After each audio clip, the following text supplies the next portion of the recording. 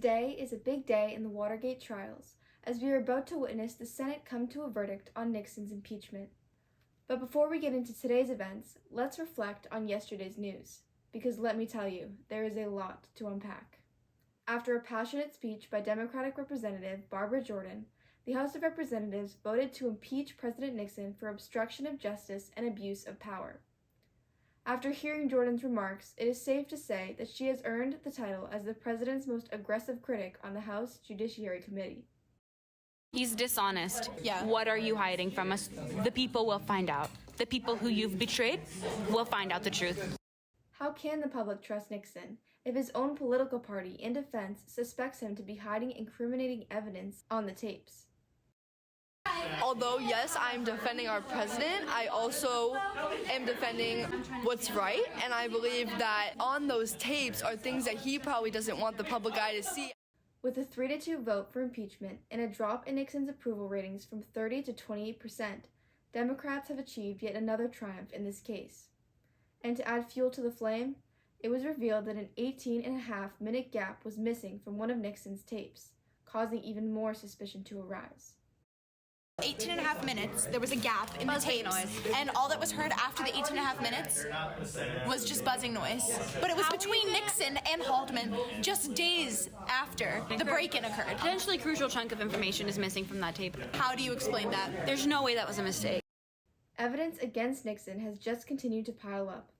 In turn, chaos and distrust among the White House staff and Senate quickly began to arise. Members of the White House staff even went as far as making allegations against the sanity and mental state of White House staff member Alex Haig due to his many false delusions. False claims, mental illness. I didn't make any false claims. She claims that the Democrats kidnapped Nixon.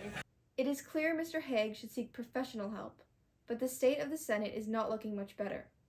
In the midst of a heated argument, Senator Mike Mansfield was presented with a document from his fellow senators stating that the Senate collectively believed President Nixon was in the wrong, but they would still vote to keep him in office. Senator Mansfield refused to sign off on the document.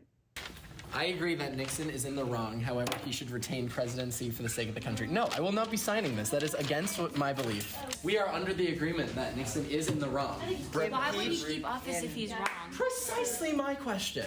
Notice the silence coming from Barry Goldwater. Nearly 10 minutes later, a second document began circulating, claiming that all but Senator Mansfield believed Nixon was innocent. The remaining senators, Goldwater, Scott, and Eastland, signed off on the document and verbally confirmed their plans to keep Nixon in office. We find Nixon not guilty on all accounts. We find him fully fit for presidency as the charges were not rightfully brought upon him. Do you two condone this message as well? We do. We do. Will this be an accurate representation of what will occur tomorrow? Yes, it will. 3/4 of the Senate deliberately contradicted their own beliefs through these actions. Can they be trusted to make the right decisions for our country? This just in. I'm getting word of breaking news. I've received a leaked document from the White House that appears to provide conclusive proof that President Nixon participated in the cover-up of the Watergate burglary. Take a look. An official transcript between President Nixon and White House Chief of Staff H.R. Haldeman is pictured. I will now read a segment from the provided transcript of Haldeman speaking to the President. Now, on the investigation, you know, the Democratic break-in thing. We're back in the problem area because the FBI is not under control, because acting FBI Director L. Patrick Gray doesn't exactly know how to control it, and their investigation is now leading into some productive areas, because they've been able to trace the money. Following Haldeman's statement, Nixon replied with "That's right," before continuing the conversation. This evidence alone is sufficient enough to prove the president's involvement in the cover-up of Watergate. The rest of the conversation only further proves Nixon to be guilty. It seems that we are now all caught up on the latest news from the Watergate trials, and it is now up to the Senate to make the final decision on Nixon's impeachment. Stay tuned for further updates. Seymour Hirsch, The New York Times.